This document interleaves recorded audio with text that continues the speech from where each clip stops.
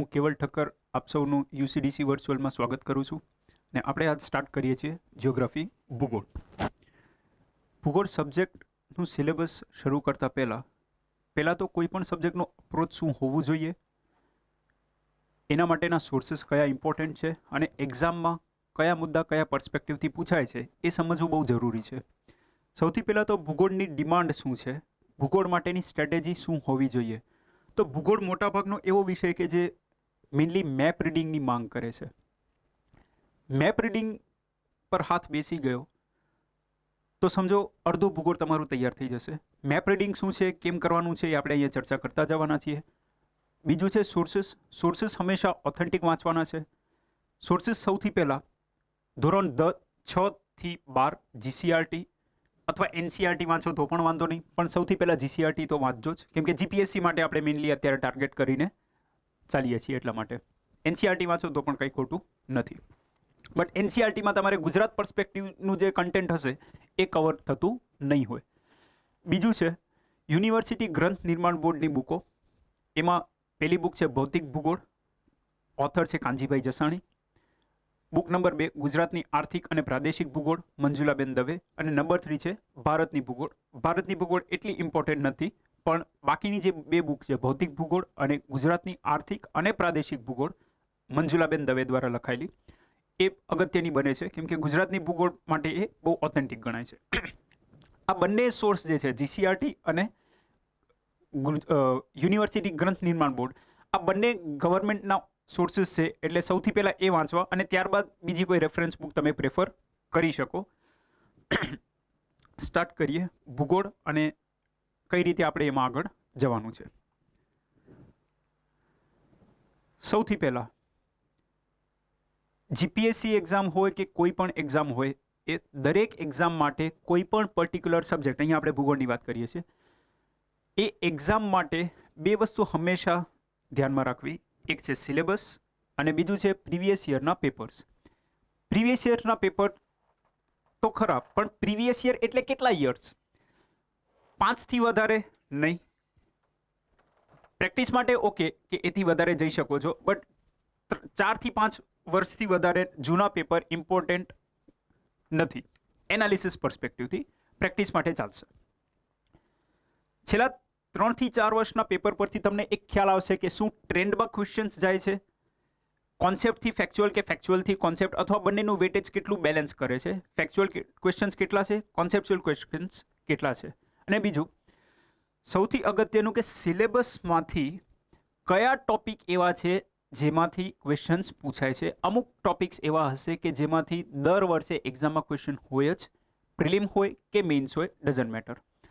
અમુક ટોપિક્સ એવા હશે કે જેની ફ્રીક્વન્સી બહુ ઓછી હશે, તો આપણે ઓબ્વિયસલી કહી શકીએ કે એક્ઝામ પર્સપેક્ટિવથી આ ટોપિક્સ ઓછા રિલેવન્ટ છે અથવા ઓછું મહત્વ ધરાવે છે.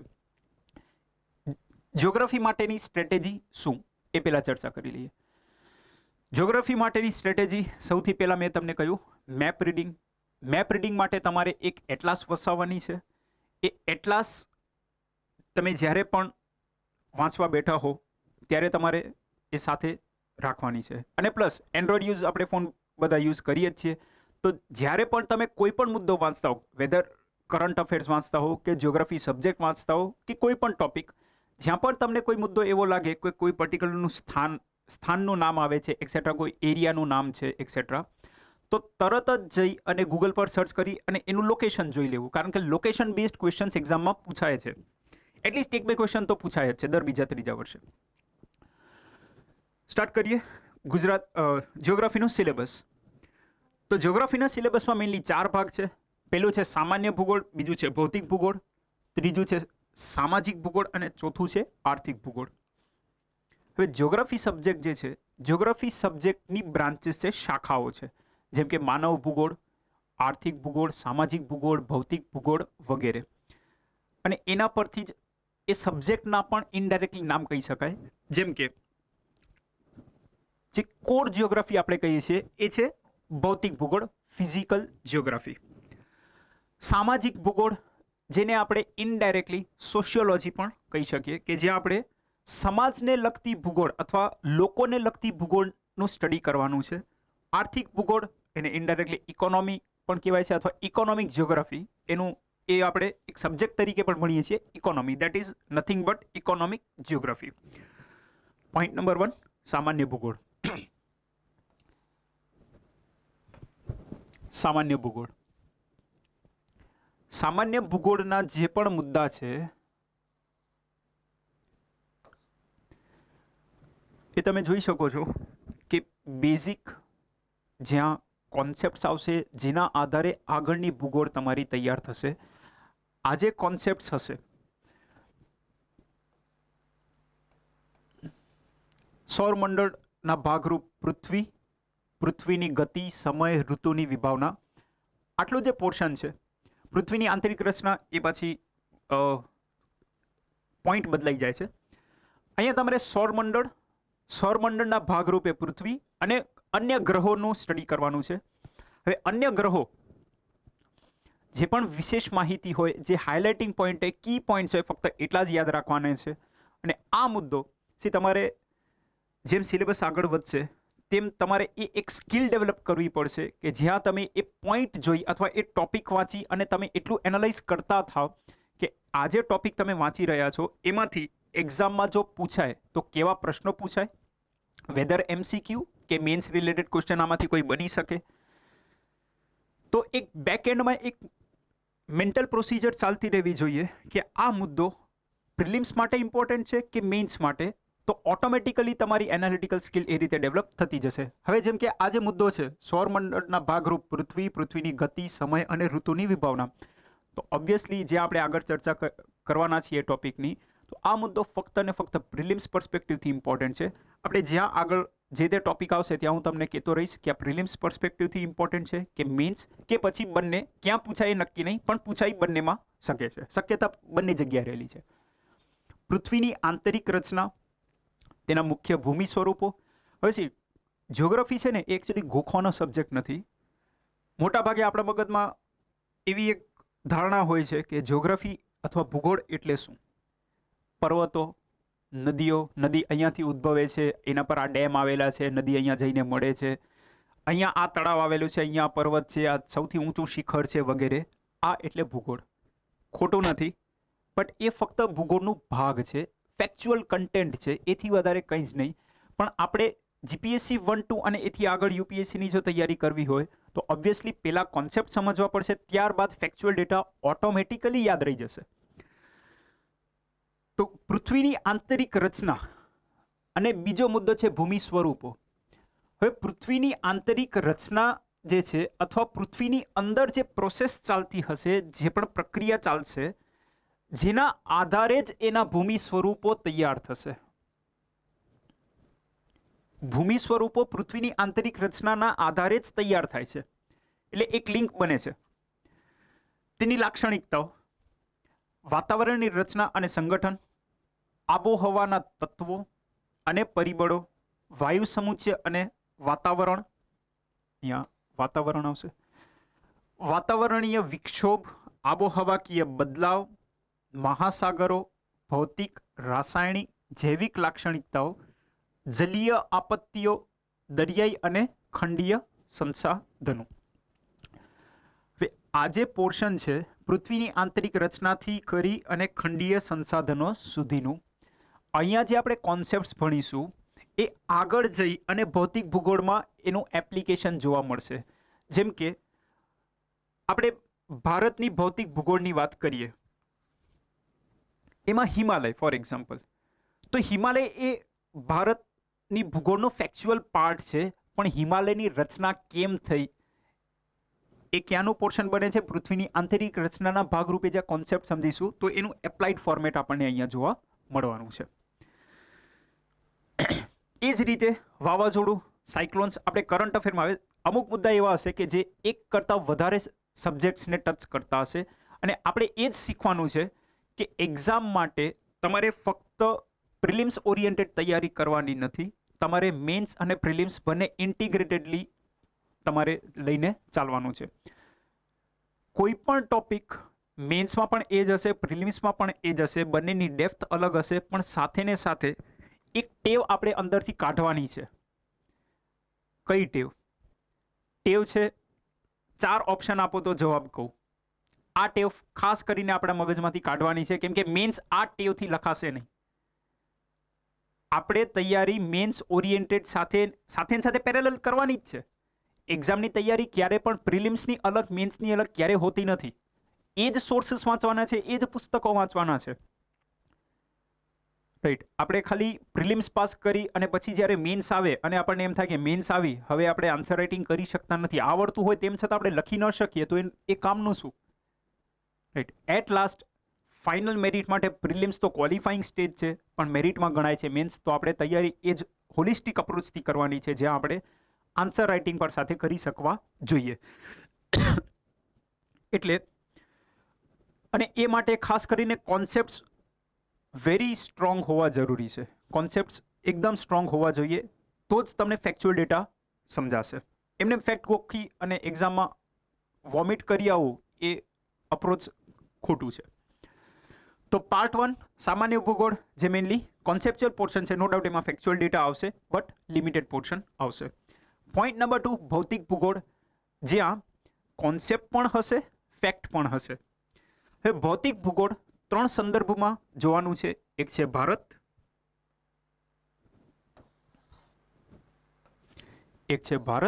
એક છે ગુજરાત અને એક છે વિશ્વ. હવે આગળનું જે સિલેબસ છે, પ્રાકૃતિક વિભાગો, ભૂકંપ, ભૂસ્ખલન, આબોહવાના પ્રદેશો, વાતાવરણીય વિક્ષોભ, ચક્રવાત વગેરે, રાષ્ટ્રીય ઉદ્યાન, અભયારણ્યો, એ ત્રણેયના કન્ટેક્સમાં તમારે જોવાના છે.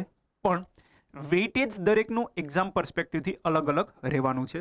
જેમ કે ભારતના પર્સપેક્ટિવથી તમે પ્રાકૃતિક વિભાગો જોઈ શકો, ભૂકંપ અને ભૂસ્ખલન, કુદરતી આપદા, મોસમી આબોહવાના પ્રદેશો વગેરે જોઈ શકો. ગુજરાતના કન્ટેક્સમાં પણ તમે એ જ મુદ્દા જોઈ શકો. પણ જ્યાં વિશ્વના કન્ટેક્સની વાત આવે છે, વિશ્વના સંદર્ભમાં આ જે બધા મુદ્દા છે, એમાંથી અમુક જ મુદ્દા ઇમ્પોર્ટન્ટ બને છે અને અમુક મુદ્દા ઇમ્પોર્ટન્ટ બનતા નથી. જેમ કે અહીંયા આપેલું છે રાષ્ટ્રીય ઉદ્યાન અને અભયારણ્ય. તો રાષ્ટ્રીય ઉદ્યાન અને અભયારણ્ય એ હાર્ડલી અત્યાર સુધી વિશ્વના કન્ટેક્સમાં પૂછાયા છે. મતલબ વિશ્વના કન્ટેક્સમાં આ મુદ્દો ઇમ્પોર્ટન્ટ બનતું નથી. વિશ્વની ભૂગોળના કન્ટેક્સમાં મોટા ભાગે ફેક્ચ્યુઅલ ડેટા આવશે અને જે આબોહવાકીય પ્રદેશો છે, દબાણ પટ્ટા છે, પવનો છે વગેરે, તો એક ઇનડાયરેક્ટલી વિશ્વની ભૂગોળનું જ ભાગ બને છે, બટ એક્સપ્લિસિટલી અહીંયા મેન્શન કરેલું નથી. હવે રાષ્ટ્રીય ઉદ્યાન અને અભયારણ્યની મેં તમને વાત કરી. હવે રાષ્ટ્રીય ઉદ્યાન અને અભયારણ્ય એ અહીંયા લખેલું તો છે ભૌતિક ભૂગોળના ભાગરૂપે, પણ એ એકચ્યુઅલી ભાગ છે એન્વાયરમેન્ટ અને બાયોડાયવર્સિટીનું. અને હવેથી આપણે એક ટેવ પાડીશું, જ્યોગ્રાફી શબ્દ જ્યારે બોલીએ તો જ્યોગ્રાફી એને એન્વાયરમેન્ટ બાયોડાયવર્સિટીથી અલગ ગણવાનું નથી. બંને સબ્જેક્ટ એક જ છે, સમાંતર જ જાય છે. જેમ હિસ્ટ્રી ને કલ્ચર સમાંતર જાય છે, જેવું હિસ્ટોરિકલ ડેવલપમેન્ટ એવું કલ્ચરલ ડેવલપમેન્ટ, તો એ જ રીતે જ્યોગ્રાફી અને એન્વાયરમેન્ટનું પણ સંબંધ છે.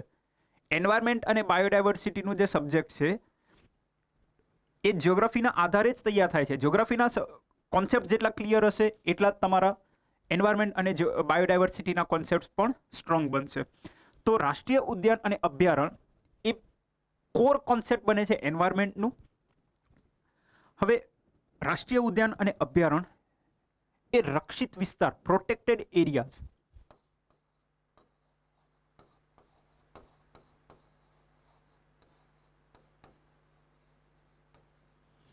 પ્રોટેક્ટેડ એરિયાઝનું ભાગ છે, રક્ષિત વિસ્તાર, રાષ્ટ્રીય ઉદ્યાન અને અભયારણ્ય. હવે આમાં બીજા પણ કોન્સેપ્ટ્સ આવે છે, જેમ કે biosphere reserve, biodiversity hotspot region વગેરે. હવે બાયોસ્ફિયર રિઝર્વ અને બાયોડાયવર્સિટી હોટસ્પોટ રિજન જે છે એ સિલેબસમાં એક્સપ્લિસિટલી શબ્દસહ લખાયેલા નથી, બટ સ્ટીલ એક્ઝામમાં પૂછાય છે. ઓલરેડી બાયોડાયવર્સિટી હોટસ્પોટનું ક્વેશ્ચન લાસ્ટ યર જીપીએસસીમાં પૂછાઈ પણ ગયું છે. કારણ કે ક્વેશ્ચન શું હતું, બાયોડાયવર્સિટી હોટસ્પોટ રિજન તરીકે જાહેર કરવા માટે કોઈ વિસ્તારને કઈ 2 શરતો પૂરી કરવી જરૂરી છે, આ ક્વેશ્ચન પૂછાયેલું છે. રાઈટ. એટલે ઘણીવાર સિલેબસમાં એવું હોય છે કે લખેલું હોય પણ ન પૂછાય, ન લખેલું હોય તો પણ પૂછાય. એટલે આ વસ્તુ આપણે પહેલાં સમજવાની છે. એટલા જ માટે મેં તમને પહેલાં કીધું કે સિલેબસ તમારે પહેલાં ડીકોડ કરવાનું છે. સિલેબસ એક પ્રકારનું તમને એક કોડિફિકેશન છે કે આટલો મુદ્દા તમારે કરવાના છે, પણ જરૂરી નથી કે એનાથી બહાર ન જાય અને એ આઉટ ઓફ સિલેબસ કહેવાય તો નહીં જ. જમીનના મુખ્ય પ્રકારો ખડક અને ખનિજો. હવે ખડક અને ખનિજો ફોર એક્ઝામ્પલ આપણે લોજિકલી જ જવાના છે કોઈ પણ ટોપિકમાં. કોઈ પણ વિસ્તારમાં કયા પ્રકારનું ખનિજ મળશે એ ડિપેન્ડ કરશે જે તે વિસ્તારમાં કયા પ્રકારનું ખડક મળે છે. રાઈટ. જેમ કે પેટ્રોલિયમ પદાર્થો છે એ હંમેશા તમને, હવે ખડકના મુખ્ય 3 પ્રકાર છે: અગ્નિકૃત ખડક, જળકૃત ખડક અને રૂપાંતરિત ખડક. તો ખનિજમાંથી એક ઉદાહરણ હું તમને આપું છું અત્યારે, પેટ્રોલિયમ પદાર્થ. તો 3 પ્રકારના ખડકમાંથી પેટ્રોલિયમ પદાર્થ હંમેશા તમને જળકૃત ખડકમાં જ મળશે. બીજા બંને પ્રકારના ખડકમાં પેટ્રોલિયમ પદાર્થ મળશે નહીં. તો લોજિકલી તમારે કોઈ પણ મુદ્દાને લિંક કરતા જવાનું છે. પછી એનું રિજનલ ડિસ્ટ્રીબ્યુશન શું છે વગેરે એ નેક્સ્ટ સ્ટેપ આવે છે. બટ પહેલાં કોન્સેપ્ચ્યુઅલી કઈ રીતે એકબીજાથી લિંક છે એ પહેલાં સમજવાનું છે, પછી ફેક્ચ્યુઅલ ડેટા પર જવાનું છે. નંબર 3, સામાજિક ભૂગોળ. સામાજિક ભૂગોળ એટલે શું? સમાજ અને ભૂગોળ વચ્ચેનો સંબંધ એટલે સામાજિક ભૂગોળ.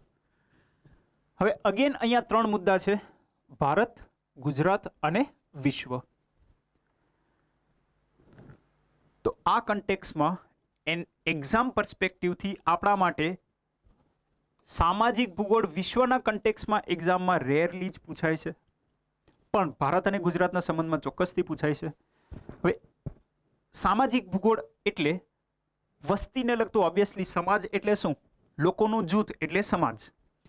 તો એ સંદર્ભમાં વસ્તીનું વિતરણ, વસ્તીની ઘનતા, વસ્તી વૃદ્ધિ, સ્ત્રી પુરુષ પ્રમાણ, સાક્ષરતા, વ્યવસાયિક સંરચના, અનુસૂચિત જાતિ જેને આપણે કહીએ છીએ શિડ્યુલ્ડ કાસ્ટ, અનુસૂચિત જનજાતિ જેને આપણે કહીએ છીએ શિડ્યુલ્ડ ટ્રાઇબ્સ, નૃજાતિ સમૂહ, ભાષાકીય સમૂહ, ગ્રામીણ શહેરી ઘટકો, શહેરીકરણ અને સ્થળાંતર, મહાનગરીય પ્રદેશો.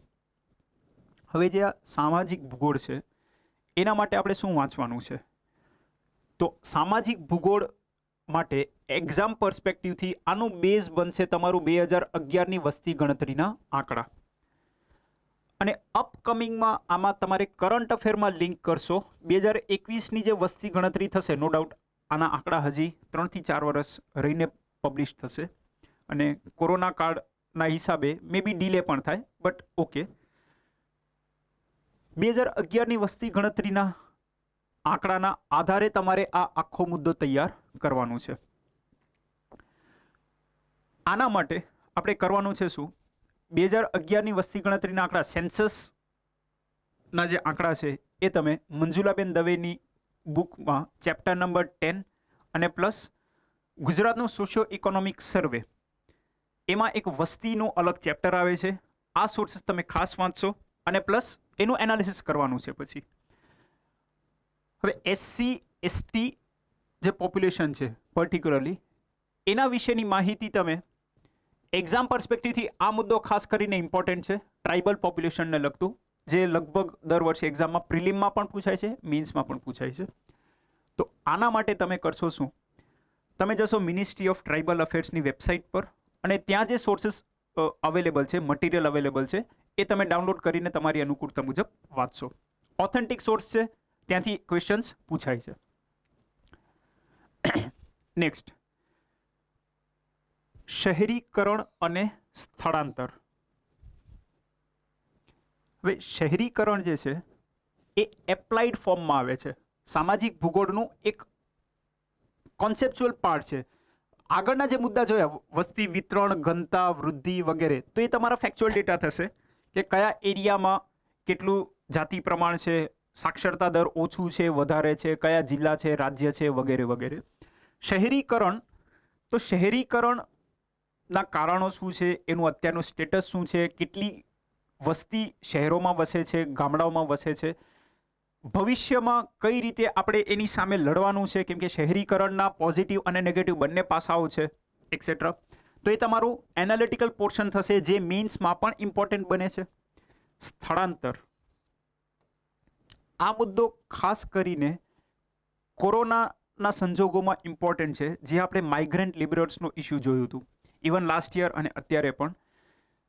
કોરોનાના ભયના કારણે લોકો શહેરથી ગામડા તરફ વળવા લાગ્યા, જેને આપણે રિવર્સ માઇગ્રેશન કહીએ છીએ. નોર્મલ કેસમાં માઇગ્રેશન એટલે શું? રૂરલ એરિયાઝ અથવા ગ્રામીણ વિસ્તારોમાંથી શહેરી વિસ્તારો તરફ આવતા લોકો જે છે, કારણો શું છે એ પછી આપણે આગળ ચર્ચા કરીશું. That is called simply migration general ટર્મ્સમાં. રિવર્સ માઇગ્રેશન એટલે લોકોનું જે મૂળ સ્થાન હોય ત્યાં પાછા પરત ફરતા હોય, એટલે રિવર્સ માઇગ્રેશન. તો આ મુદ્દો અત્યારના કન્ટેક્સમાં પર્ટિક્યુલરલી મેન્સ પર્સપેક્ટિવથી ઇમ્પોર્ટન્ટ બને છે. મહાનગરીય પ્રદેશો, તો મહાનગરીય પ્રદેશો, હવે મહાનગરીય પ્રદેશોની જ્યાં ચર્ચા કરીએ ત્યાં આપણે થોડુંક બેકગ્રાઉન્ડ લેવું પડે બંધારણનું. બંધારણમાં આપણે ત્રિસ્તરીય માળખું છે, કેન્દ્ર, રાજ્ય અને સ્થાનિક સ્વરાજ. તો સ્થાનિક સ્વરાજના ભાગરૂપે મહાનગરીય પ્રદેશો પણ એક ભાગ છે. હવે કહેવાનો મતલબ આપણે અહીંયા આપણે બંધારણની વાત કરી, આગળ જ્યાં સૌરમંડળની વાત કરીશું ત્યાં થોડુંક તમારું સાયન્સનું કોન્સેપ્ટ આવશે.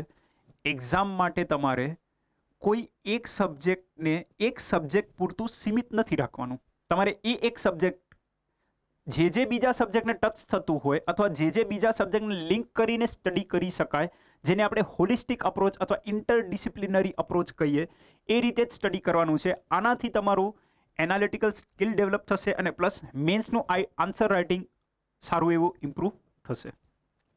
તો આ થઈ જાય છે તમારું સામાજિક ભૂગોળ. ચોથો મુદ્દો છે આર્થિક ભૂગોળ. જેમ અહીંયા સામાજિક ભૂગોળમાં સમાજ અને ભૂગોળનું સંબંધ છે, તેમ અહીંયા આર્થિક ભૂગોળ એટલે અર્થતંત્ર અને ભૂગોળનો શું સંબંધ છે. રાઈટ. કોઈ પણ દેશની અર્થવ્યવસ્થા એ જે તે દેશના ભૌગોલિક સ્થાનને અનુરૂપ હોય છે અથવા ભૂગોળના આધારે ઇકોનોમી તૈયાર થાય છે.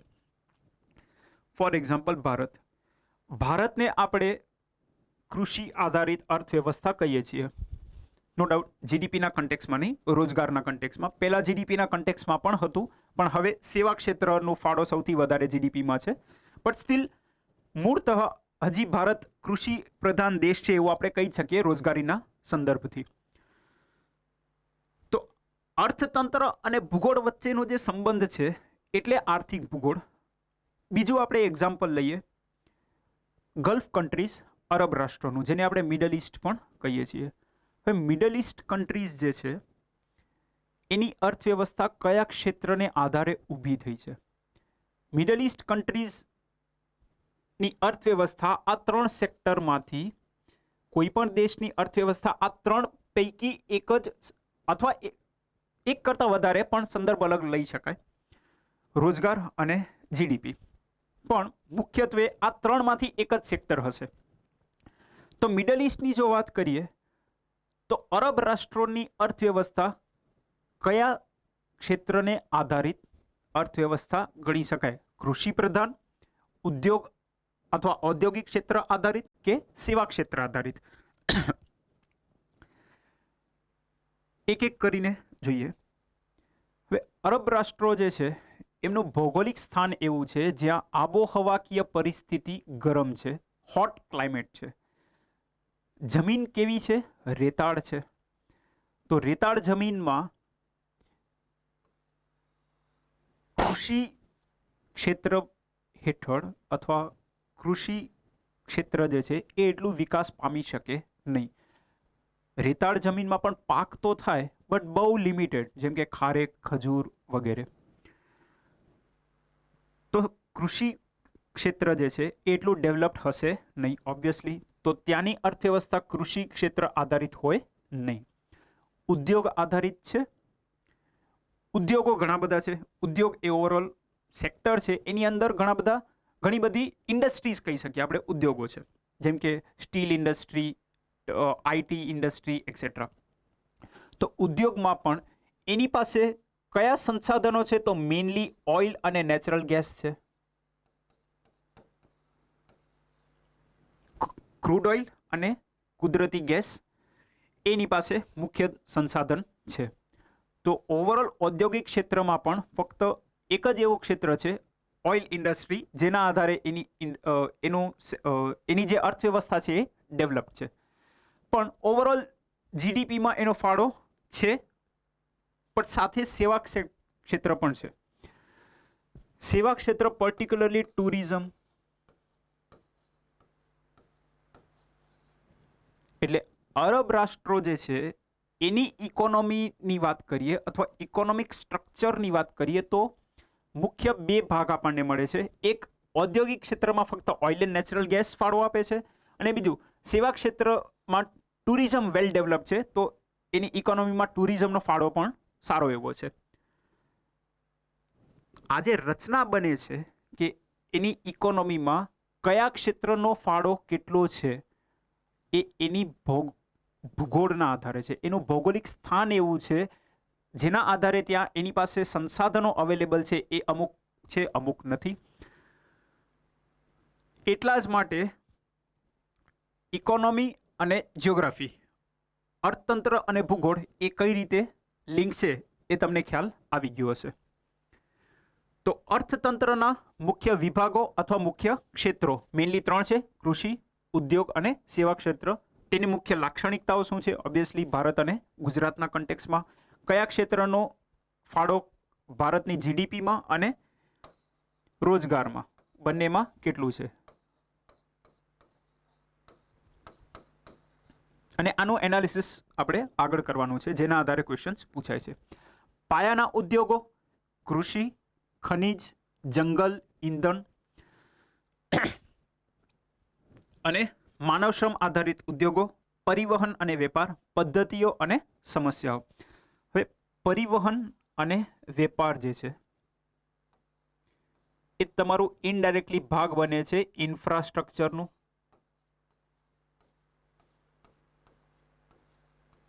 પરિવહન તમને એક્ઝામમાં ડાયરેક્ટલી પૂછાશે નહીં, બટ પરિવહનના જે માધ્યમો છે રોડવેઝ, રેલવેઝ, એરવેઝ વગેરે, એમાં સરકારની નીતિઓ અથવા તો કરંટ અફેરમાં કોઈ એવા પ્રોજેક્ટ સરકારે પૂરા કર્યા હોય, કોઈ બ્રિજ બનાવ્યું હોય, કોઈ ટનલ બનાવી હોય, કઈ નદી પર છે, કયા વિસ્તારને જોડે છે વગેરે, આ પ્રકારના ફેક્ચ્યુઅલ ક્વેશ્ચન અહીંયાથી પૂછી શકે છે. અને મેઇન્સમાં જો પૂછવું હોય તો એનું મહત્વ શું છે એક્સેટ્રા, આ પ્રકારના ક્વેશ્ચન બની શકે છે. એટલે ઓવરઓલ આ 4 મુદ્દા છે જિયોગ્રાફીના. એકવાર જોઈ લઈએ. પહેલા છે સામાન્ય ભૂગોળ, બીજી છે ભૌતિક ભૂગોળ. સામાન્ય ભૂગોળમાં તમારે કોન્સેપ્ટ્સ આવશે, ભૌતિક ભૂગોળમાં એનું એપ્લાઇડ ફોર્મેટ આવશે અને પ્લસ ફેક્ચ્યુઅલ ડેટા પણ આવશે. ત્રીજી છે સામાજિક ભૂગોળ, જ્યાં વસ્તીને લગતું આપણે સ્ટડી કરવાનું છે, અને ચોથું છે આર્થિક ભૂગોળ, જ્યાં અર્થતંત્ર અને ભૂગોળનો શું સંબંધ છે એ આપણે સ્ટડી કરવાનું આવે છે. તો આ થઈ સિલેબસની વાત, સોર્સિસ કયા વાંચવાના છે અને અપ્રોચ કઈ રીતનું હોવું જોઈએ એ અહીંયા સુધી આપણે સમજી ગયા. સ્ટાર્ટ કરીએ ભૂગોળ વિશે. તો આજના લેક્ચરમાં આપણે મેઇનલી 2 મુદ્દા જોવાના છે: અગત્યના ભૂગોળશાસ્ત્રીઓ અને નંબર 2 આપણું સૌરમંડળ અને ગ્રહોની અગત્યની માહિતી. આ બંને મુદ્દા એવા છે કે જે ફક્ત પ્રિલિમ્સ પૂરતા સીમિત રહેશે, મેઇન્સ પર્સપેક્ટિવથી પૂછાશે નહીં. હવે હોલિસ્ટિક અપ્રોચની મેં તમને વાત કરી કે તમારે એકથી બીજા સબ્જેક્ટમાં અવર જવર ઇઝીલી કરતા રહેવાનું છે. તો તમે એક કામ કરશો તમારા હોમવર્કમાં, સૌરમંડળ અને એના ગ્રહોની જ્યાં આપણે વાત કરીએ એની માહિતી એ તમારા જિયોગ્રાફીનો ભાગ બને છે.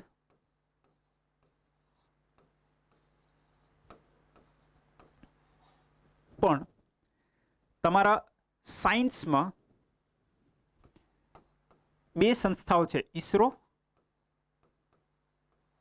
અને નાસા. તો એ તમારું હોમવર્ક રહેશે કે સૌરમંડળના જે ગ્રહો છે એના ઈસરો અને નાસા બંનેના કયા મિશન કયા ગ્રહોને લગતા છે એ તમારે જોવાનું રહેશે. મેચ ધ ફોલોઈંગમાં એક્ઝામમાં પૂછી શકે છે ઓબ્વિયસલી. સ્ટાર્ટ કરીએ. ભૂગોળ એટલે શું? પહેલા તો ભૂગોળ શબ્દ નો મતલબ શું થાય, શબ્દ પ્રયોજ્યો કોણે સૌ પ્રથમવાર વગેરે.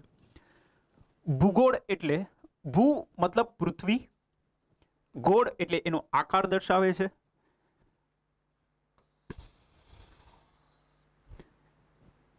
મેથેમેટિકલી ગણિતની વ્યાખ્યામાં ગોળ એટલે કેન્દ્ર બિંદુથી તમે કોઈ પણ જગ્યાની ત્રિજ્યા માપો એ સરખી જ થાય ચારે બાજુ. કોઈ પણ જગ્યાએ તમે ડાયગોનલી લ્યો કે સીધી લ્યો, ડઝન્ટ મેટર. પણ અહીંયા પૃથ્વીના આકારની જ્યારે વાત કરીએ ત્યાં થોડુંક ડિફરન્સ આવશે. પૃથ્વીનું જે આકાર છે એ ધ્રુવીય વિસ્તારથી સેજ દબાયેલું છે અને વિષવવૃત્તીય વિસ્તારમાંથી સેજ બલ્જ છે. આને આપણે કહીએ છીએ ઇક્વેટોરિયલ બલ્જ.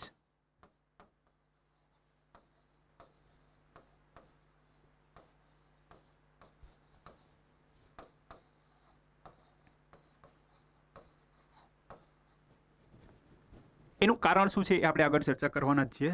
બટ હવે આજે પૃથ્વીનો આકાર બને છે, આ શેપને આપણે ગોળ તો કહીએ છીએ, બટ ટેકનિકલી જો જોવા જઈએ તો આને આપણે કહીએ છીએ જીઓઇડ શેપ.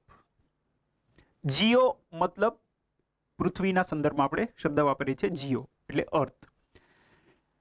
એટલે પૃથ્વી વિશેનું સ્ટડી એટલે ભૂગોળ. હવે ભૂગોળની ટેકનિકલ ડેફિનેશન શું? ભૂગોળ એ સ્થાનો, લોકો અને તેમના વાતાવરણ, વાતાવરણ એટલે એમની આસપાસનું વાતાવરણ, ઓલું વાતાવરણ નહીં, વચ્ચેના સંબંધોનો અભ્યાસ છે. હવે આગળ મેં તમને વાત કરી કે આપણે જ્યોગ્રાફી શબ્દ જ્યારે બોલીએ ત્યારે ઇનડાયરેક્ટલી એમાં એન્વાયરમેન્ટ અને બાયોડાયવર્સિટી આવી જ જાય છે. દેટ ઇઝ વાતાવરણ, એની આસપાસનું વાતાવરણ. તો ભૂગોળ એટલે એના સ્થાન, જે આપણે આગળ વાત કરી ભૌતિક ભૂગોળ, લોકો એટલે સામાજિક ભૂગોળ, પ્લસ વાતાવરણ એટલે ઇનડાયરેક્ટલી પર્યાવરણ. એવું ત્રણેય ઘટકો વચ્ચેનું પરસ્પર સંબંધ, એનો અભ્યાસ એટલે ભૂગોળ થાય છે. સૌ પ્રથમવાર ભૂગોળ શબ્દનો ઉપયોગ કર્યો ઇરેસ્ટોસ્થીન્સ, ગ્રીક સ્કોલર હતા. ઇરેસ્ટોસ્થીન્સે ભૂગોળ શબ્દનો સૌપ્રથમવાર ઉપયોગ કર્યો એટલા જ માટે તેને ભૂગોળના પિતા પણ કહેવામાં આવે છે. અને દરેક ડિસિપ્લિન અથવા દરેક સ્ટ્રીમ હોય, દરેક સબ્જેક્ટ હોય, એના કોઈને કોઈ પિતા માનવામાં આવે છે. જેમ કે ભૂગોળના પિતા એટલે ઇરેસ્ટોસ્થીન્સ, જેમ ઇકોનોમિક્સના પિતા એટલે એડમ સ્મિથ, તેમ ભૂગોળના પિતા એટલે ઇરેસ્ટોસ્થીન્સ.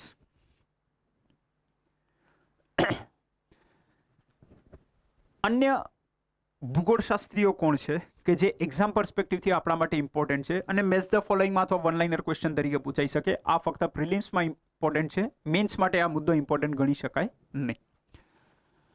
અગત્યના ભૂગોળશાસ્ત્રીઓ જોઈએ. ઇરેસ્ટોસ્થીન્સ, એક મુદ્દો તો આપણે ઓલરેડી આગળ જોઈ ગયા કે તેમને ભૂગોળના પિતા કહેવામાં આવે છે.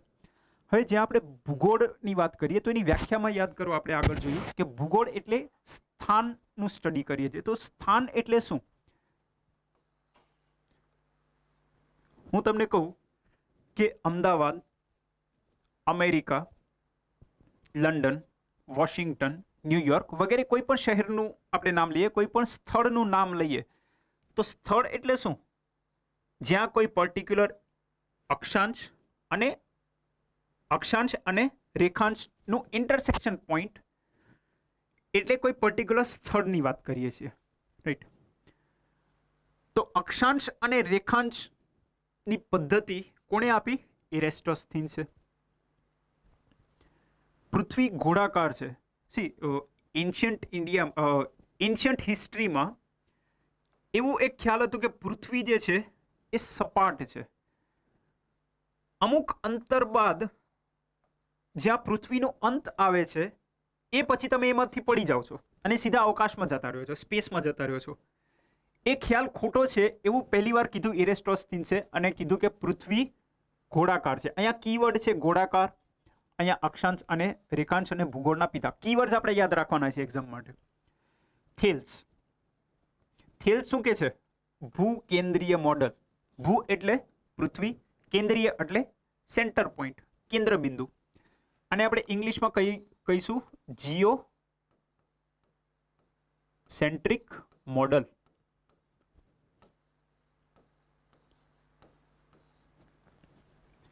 જીઓસેન્ટ્રિક મોડલ. થેલ્સના કહેવા પ્રમાણે પૃથ્વી એ બ્રહ્માંડનો કેન્દ્ર બિંદુ છે અને સૂર્ય તથા બધા જ ગ્રહો એ પૃથ્વીની આસપાસ ફરે છે એવું કીધું થેલ્સે. પછી આવે છે પાયથાગોરસ. પાયથાગોરસ આપણે મેથ્સમાં પણ ભણીએ છીએ, પાયથાગોરસ થિયોરમ. પાયથાગોરસે શું કીધું? પૃથ્વી પરિભ્રમણ કરે છે. તો અહીંયા કીવર્ડ શું છે? પરિભ્રમણ. મતલબ પૃથ્વી પોતાની ધરી પર ભ્રમણ કરે છે, રોટેશન જેને આપણે કહીએ છીએ. તો પાયથાગોરસ શું કહે છે? પૃથ્વી પરિભ્રમણ કરે છે અથવા ધરી ભ્રમણ કરે છે. નેક્સ્ટ આર્યભટ્ટ. આર્યભટ્ટ શું કહે છે? પૃથ્વી તેની ધરી પર દરરોજ ફરે છે. પાયથાગોરસે કીધું કે પૃથ્વી ફરે છે અથવા પરિભ્રમણ કરે છે. એમાં એક એડિશનલ પોઈન્ટ ઉમેર્યો આર્યભટ્ટે, દરરોજ ફરે છે. આ કીવર્ડ બને છે આપણા માટે, દરરોજ ફરે છે. યાદ રાખવામાં આસાની રહેશે. Next Nicolas Copernicus. Nicolas Copernicus શું કહે છે? સૂર્યની આસપાસ ગ્રહો ભ્રમણ કરે છે. થેલ્સે શું કીધું? પૃથ્વીની આસપાસ બધા ગ્રહો અને સૂર્ય ફરે છે. નિકોલસ કોપરનિકસે ઇનડાયરેક્ટલી આનો વિરોધ કર્યો અને કીધું કે સૂર્ય એ કેન્દ્ર બિંદુ છે, નહીં કે પૃથ્વી. રાઈટ? એટલે સૂર્યની આસપાસ ગ્રહો ભ્રમણ કરે છે એ કીધું નિકોલસ કોપરનિકસે. ગેલિલિયો. ગેલિલિયોએ ટેલિસ્કોપ દ્વારા સૌ પ્રથમવાર ટેલિસ્કોપનો ઉપયોગ કરી અને સૌરમંડળના જે ખગોળીય પદાર્થો છે, જેમ કે જુપિટરના ચંદ્રો છે, એના વિશેની માહિતી વગેરે શું માહિતી આપી છે એ આપણા માટે ઇમ્પોર્ટન્ટ બનતું નથી. ગેલિલિયોએ સૌરમંડળના ખગોળીય પદાર્થોની માહિતી આપી. આજે ભૂગોળશાસ્ત્રીઓ છે એટલા ઇમ્પોર્ટન્ટ છે, બીજા એક તબક્કે નહીં વાંચો તો ચાલશે. હવે જોઈએ આપણું સૌરમંડળ. આપણું સૌરમંડળ એમાં સૂર્ય,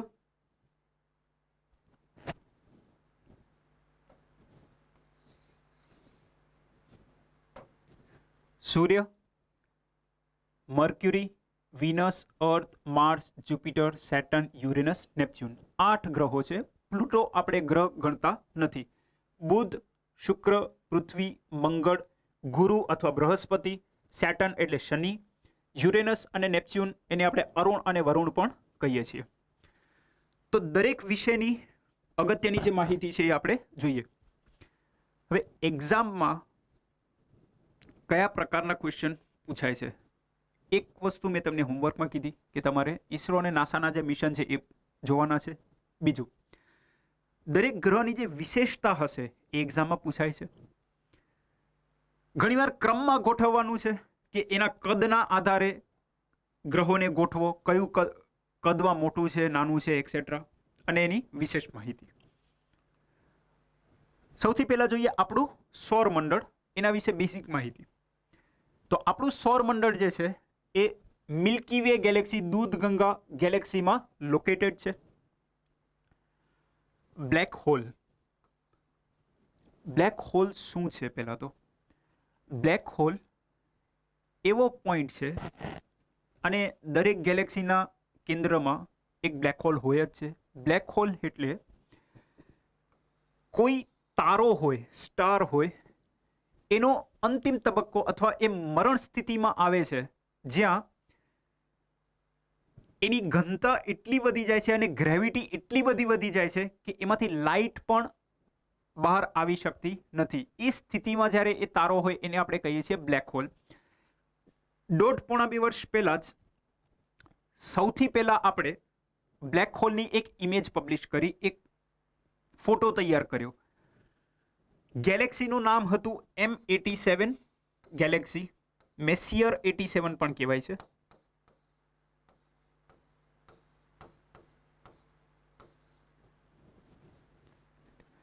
અને આલ્બર્ટ આઇન્સ્ટાઈનની જનરલ થિયરી ઓફ રિલેટિવિટીમાં પણ આનો ખ્યાલ આપવામાં આવ્યો હતો.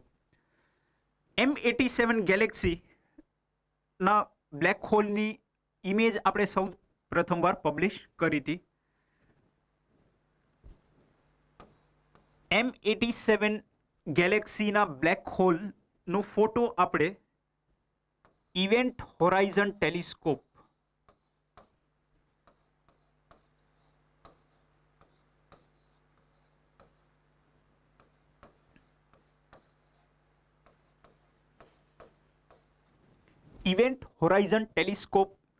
દ્વારા આ ફોટો આપણે તૈયાર કર્યો હતો. હવે ઇવેન્ટ હોરાઇઝન એટલે શું?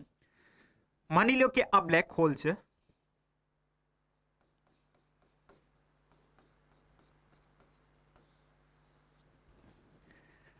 આ વચ્ચેનું જે પોર્શન છે જ્યાંથી ગ્રેવિટી બહાર આવી શકતી અથવા ગ્રેવિટી એટલી બધી વધારે છે કે જ્યાં લાઇટ પણ બહાર આવી શકતી નથી. તો જે પોઈન્ટથી અથવા જે બાઉન્ડ્રીથી લાઇટ બહાર આવતી થશે એ જે બાઉન્ડ્રી બનશે એને આપણે કહીએ છીએ એકચ્યુઅલી ઇવેન્ટ હોરાઇઝન. ક્લિયર? એટલે ઇવેન્ટ હોરાઇઝન ટેલિસ્કોપ દ્વારા આપણે M87 ગેલેક્સીનું ના બ્લેક હોલનો ઇમેજ તૈયાર કર્યું હતું. તો એ જ રીતે આપણી જે મિલ્કી વે ગેલેક્સી છે એના બ્લેક હોલનું નામ શું છે? સેજિટેરિયસ એ સ્ટાર. સેજિટેરિયસ એ સ્ટાર એ આપણા બ્લેક હોલ, આપણે ગેલેક્સીના બ્લેક હોલનું નામ છે. હવે આપણું જે સૌરમંડળ છે એમાં આપણે જોઈ ગયા 8 ગ્રહો છે, જેમાંથી પ્રથમ 4 ખડકીય ગ્રહો છે અને બાકીના 4 વાયુના ગ્રહો છે. વાયુના ગ્રહોને આપણે જોવિયન પ્લાનેટ્સ પણ કહીએ છીએ. આ ખડકીય એટલા માટે છે કેમ કે સૂર્યની નજીક હોવાને કારણે, હવે 4 એટલે કયા? બુધ, શુક્ર, પૃથ્વી અને મંગળ. આ 4 ખડકના બનેલા છે, જ્યારે પાછળના જે 4 છે બૃહસ્પતિ અથવા ગુરુ, શનિ, યુરેનસ અને નેપચ્યુન એ 4 જોવિયન પ્લાનેટ્સ તરીકે ઓળખાય છે. વર્ષ 2006માં પ્લુટોને ગ્રહની વ્યાખ્યામાંથી બાદ કરાયું.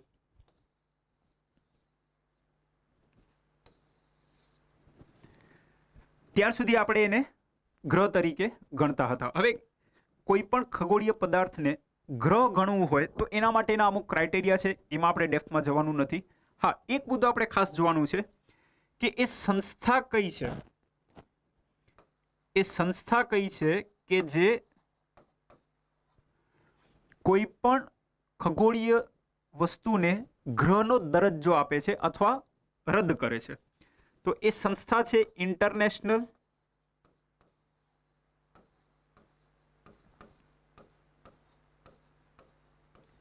Astronomical union.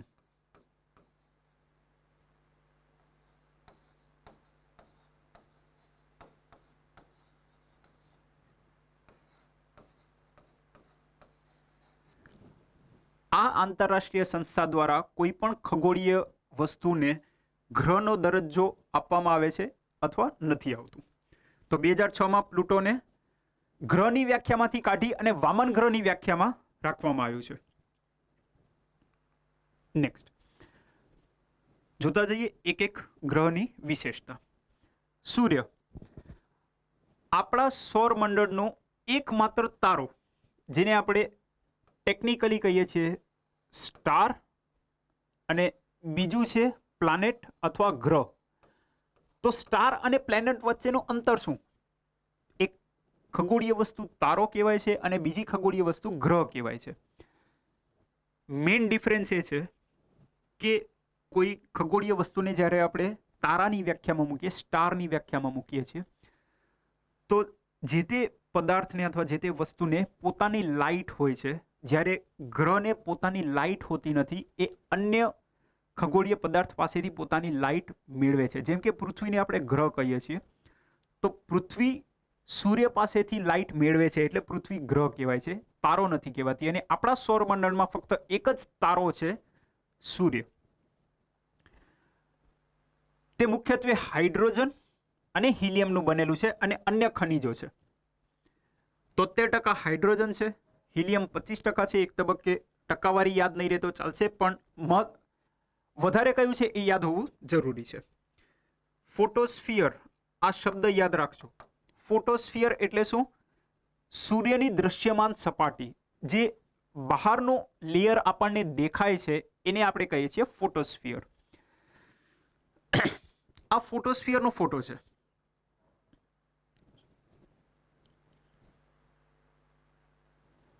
નેક્સ્ટ બુધ, મર્ક્યુરી, સૌથી નાનો ગ્રહ અને સૌથી નજીકનો ગ્રહ. ત્યાં પાણી અને વાયુ ઉપલબ્ધ નથી, કારણ કે સૂર્યની અતિ નજીક હોવાને કારણે એટલી બધી ગરમી પડે છે કે પાણી તો નથી જ, વાયુ એટલા માટે ઉપલબ્ધ નથી કેમ કે ત્યાં કોઈ વાતાવરણ જ નથી. હીટ એટલી બધી વધારે છે કે વાતાવરણ બની શકે તેમ જ નથી, એટલા જ માટે વાયુ પણ ઉપલબ્ધ નથી. શુક્ર, શુક્ર જે છે એ પૃથ્વીનો જોડિયો ગ્રહ પણ કહેવાય છે. હવે એક્ઝામ પર્સપેક્ટિવથી ખાલી આટલું જાણી લેવું અગત્યનું નથી. નો ડાઉટ આ ક્લિયરલી એક વન લાઇનર તો કહેવાય જ છે કે પૃથ્વીનો જોડિયો ગ્રહ કહેવાય છે. પણ શેના કારણે એ જોડિયો ગ્રહ કહેવાય છે? તો બે કારણ છે. એક છે સાઇઝ એટલે એનું કદ, અને બીજું છે એનો માસ અથવા એનો જથ્થો. બે કારણને લીધે શુક્ર પૃથ્વીનો જોડિયો ગ્રહ કહેવાય છે. કદમાં લગભગ એક જેવા જ છે અને જથ્થો પણ ક્યાંક ને ક્યાંક એક જેવું જ છે. તેને સવારનો અથવા સાંજનો તારો પણ કહેવાય છે, મોર્નિંગ ઓર ઇવનિંગ સ્ટાર, અને તે નરી આંખે જોઈ શકાય છે. નરી આંખે પણ તે જોઈ શકાય છે. તે સૌથી તેજસ્વી તારો છે, બ્રાઇટેસ્ટ સ્ટાર છે સોલર સિસ્ટમનું. તે ઘડિયાળના કાંટાની દિશામાં ફરે છે, ક્લોકવાઇઝ એનું રિવોલ્યુશન છે. સૂર્યની આસપાસ બધા જ ગ્રહો પરિક્રમણ કરે છે. રિવોલ્યુશન તો ફક્ત બે જ ગ્રહો એવા છે કે જે ઘડિયાળના કાંટાની દિશામાં ફરે છે. આ ક્વેશ્ચન એક્ઝામમાં પૂછાયેલું છે જીપીએસસીમાં. ઘડિયાળના કાંટાની દિશામાં ફરતા ફક્ત બે ગ્રહો, એક છે શુક્ર અને બીજું છે યુરેનસ. બાકી બધા જ ગ્રહો ઘડિયાળના કાંટાની ઊંધી દિશામાં પરિક્રમણ કરે છે, એન્ટી ક્લોકવાઇઝ ફરે છે. સૌથી ગરમ ગ્રહ, મગજમાં પ્રશ્ન એ થાય કે સૂર્યની સૌથી નજીક તો બુધ છે, તો સૌથી ગરમ ગ્રહ શુક્ર કેમ છે?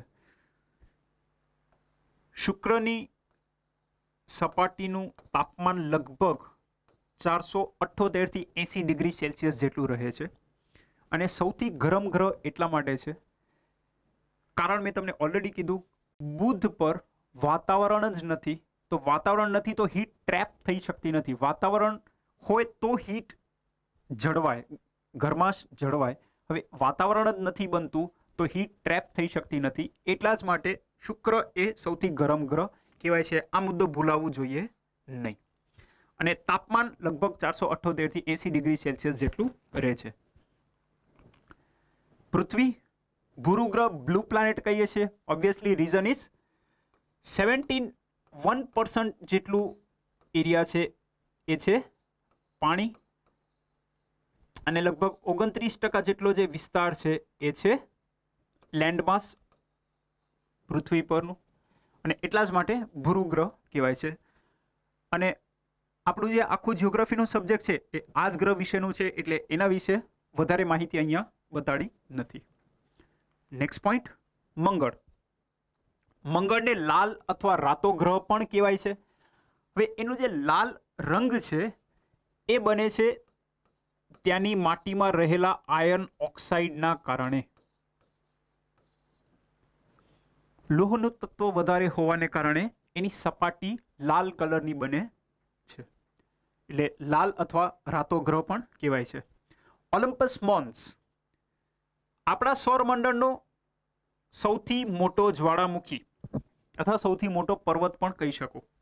સૌથી મોટો જ્વાળામુખી આપણા આખા સૌરમંડળનું એ કયા ગ્રહ પર છે? મંગળ ગ્રહ પર, અને એનું નામ છે ઓલિમ્પસ મોન્સ. આ એકમાત્ર એવો ગ્રહ છે જ્યાં પૃથ્વી જેવી ઋતુઓ પણ જોવા મળે છે. પૃથ્વી જેવી ઋતુઓ પણ જોવા મળે છે, પ્લસ ધ્રુવીય વિસ્તારમાં એના ઉત્તર ધ્રુવ અને એના દક્ષિણ ધ્રુવ પર હિમના અવશેષો પણ મળે છે. જેમ આપણે આર્કટિક અને એન્ટાર્કટિક વિસ્તારમાં હિમ જોવા મળે છે, બરફ, તેમ આ એક જ એવો ગ્રહ છે જેના ઉત્તર અને દક્ષિણ ધ્રુવમાં પોલર આઈસ કેપ્સ કહેવાય છે એને, ધ્રુવીય વિસ્તારમાં રહેલા બરફ બરફનો જથ્થો એટલે પોલાર આઈસ કેપ્સ. પછી બૃહસ્પતિ અથવા ગુરુ સૌથી મોટો ગ્રહ છે, એ તો આપણે બધાને ખ્યાલ જ છે. એના ચંદ્ર કેટલા છે? 79. હવે ચંદ્રની સંખ્યા કોઈ પણ ગ્રહ વિશેની એક ઘણીવાર સોર્સ બદલાવાથી સંખ્યામાં ક્યાંક ફેરફાર જોવા મળશે, બટ આ લેટેસ્ટ માહિતી છે નાસાની વેબસાઇટ મુજબ. 79 પહેલા સૌથી વધારે ચંદ્ર હતા બૃહસ્પતિ અથવા ગુરુ ગ્રહના, પણ હવે શનિના સૌથી વધારે છે 82. એટલે જ્યારે પણ સાયન્ટિસ્ટ દ્વારા એની શોધ કરવામાં આવે તો ઘણીવાર એવું થાય કે શોધ થઈ ગઈ હોય પણ હજી કન્ફર્મેશન ના મળ્યું હોય, તો વેરિએશન આવી શકે છે. તો એના માટે લેટેસ્ટ આંકડો જોવો હોય તો તમે નાસાની વેબસાઇટ પર જઈને કન્ફર્મ કરી શકો છો. 79 ચંદ્ર છે, એમાંથી અગત્યના કયા છે અથવા એક્ઝામમાં કયા પૂછાઈ શકે, ફક્ત નામ યાદ રાખવાના છે: આયો, યુરોપા, કેલિસ્ટો અને ગેનીમેડ. હવે આ જે ગેનીમેડ ચંદ્ર છે અથવા ઉપગ્રહ છે, એ આપણા સૌરમંડળનો સૌથી મોટો ચંદ્ર છે. કોઈ પણ ગ્રહનો ઉપગ્રહ એટલે ચંદ્ર. ગેનીમેડ એ આપણા સૌરમંડળનો સૌથી મોટો ચંદ્ર છે. પછી શનિ. તો શનિની આસપાસ રિંગ આવેલી છે, આપણને ખ્યાલ છે. કુલ કેટલી રિંગ છે? 7. અને આ મેઇનલી નાના નાના ખડકો અને ડસ્ટ પાર્ટિકલ્સની બનેલી છે, આઈસ અને ડસ્ટ પાર્ટિકલ્સની બનેલી છે. સંખ્યા કેટલી છે? 7. શનિના કુલ 82 ચંદ્ર છે.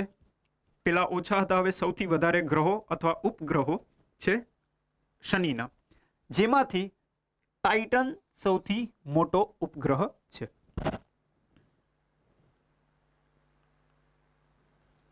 નેક્સ્ટ યુરેનસ અથવા અરુણ. અરુણ ગ્રહને પણ રિંગ છે, ફક્ત 2 રિંગ જ છે. તેનો રંગ કેવો છે? લીલાથી વાદળી, ગ્રીનિશ બ્લુ કલરનું છે.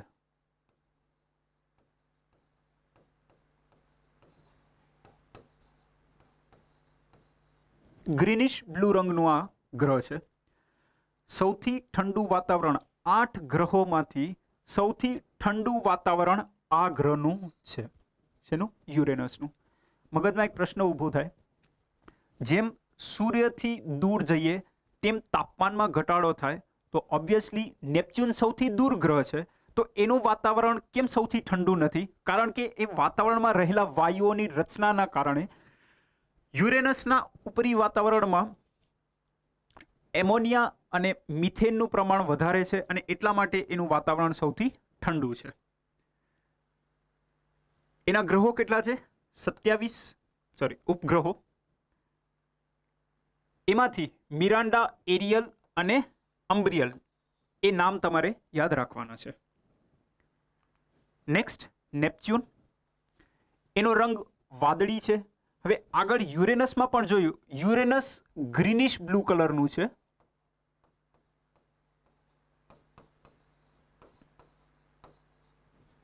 અને આ ફક્ત બ્લુ કલરનું છે. બંનેમાં તમે ડિફરન્સ જોઈ શકો છો. આ ગ્રીનિશ બ્લુ છે અને આ છે ફક્ત બ્લુ. તો આ જે બ્લુ ટિન્ટ આવે છે, બ્લુ કલર જે અહીંયા જોવા મળે છે, એ માટેનું જવાબદાર કારણ છે મિથેન. અહીંના વાતાવરણમાં રહેલું મિથેન એ બ્લુ કલર માટે જવાબદાર છે. નેપચ્યુનના ચંદ્ર કેટલા છે? 14, જેમાંથી ટ્રિટોન પ્રખ્યાત છે. ટાઇટન અને ટ્રિટોનમાં કન્ફ્યુઝન થવું જોઈએ નહીં. શનિનું ટાઇટન, ટ્રિટોન નેપચ્યુનનું ઉપગ્રહ છે. પછી વામન ગ્રહો, જેને આપણે ડ્વાર્ફ પ્લાનેટ્સ પણ કહીએ છીએ ઇંગ્લિશમાં.